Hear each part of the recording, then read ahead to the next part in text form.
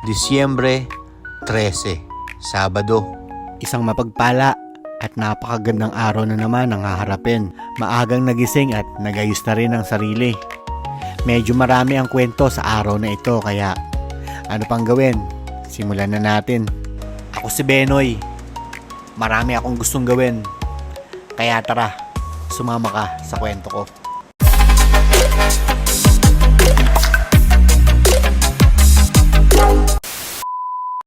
Hindi mo natin gagamitin si Mario ngayong araw kaya si Batman na muna. Total, malapit lang naman to.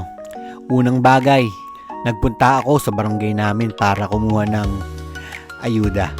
Pagdating ko doon, nakaready na ang lahat. Kukunin mo na lang. Nakita ko doon si Kuya Ace tsaka si Kuya Zed. Syempre naroon din si Kapitan Bundang.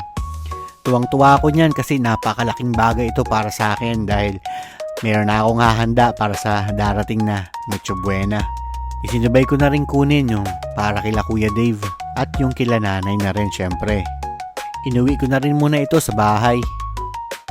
Matapos nun, nagpunta naman ulit ako sa campsite dito sa Bangan Talinga.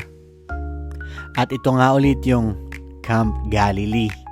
Kung matatandaan nyo noon, dito ginanap yung anniversary ng United Methodist Church. At ngayon, meron namang gawain ng mga pastors at deaconesses ng buong Zambales. Kaya, let's go!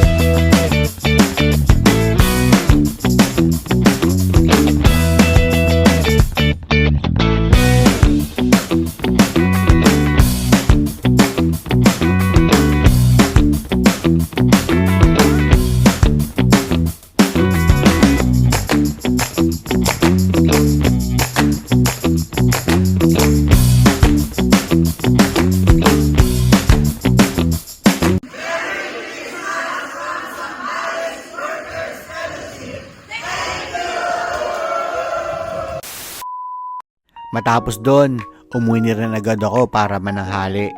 Dumaan muna ako ng tubigan para balikan ko yung mga iniwan kong mga tubig.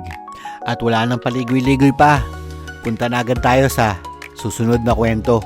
Pagkagaling ko ng tubigan, kinausap namin si Sebi na sumama sa amin. Sinabihan namin siya na meron kaming pupuntaang lugar na mag-iiba ang itsura niya.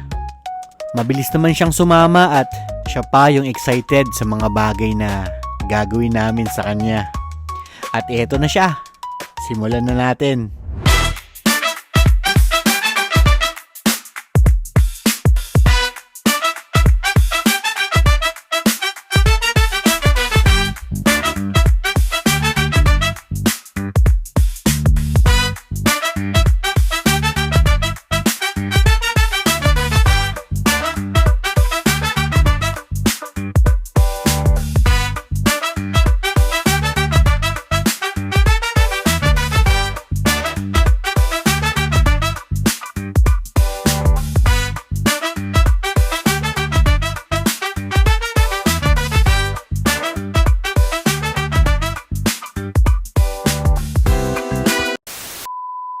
At nung kinagabihan, hindi pa naman kami pagod sa mga oras na yan kaya dumiretso kami ng simbahan para makapag-ensayo para sa praise and worship sa kinabukasan. Habang ang mga anak namin ay abala sa paglalaro. Matapos kami mag-ensayo, dumiretso naman kami ng bayan ng Botolan para tignan yung pailaw nila doon.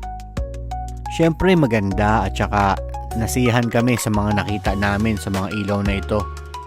At ngayon nakaramdam kami ng pagod kaya dito na kami naisipang bumili ng pagkain namin para hindi na kami magluto pagdating ng bahay. Matapos kaming kumain, biglang nakakita yung magkumare ng mangga, kaya nangasim na nga rin kami, kaya bumili kami nito. At gabi na nga, dito ko na rin muna tatapusin itong mahabang kwentong ito.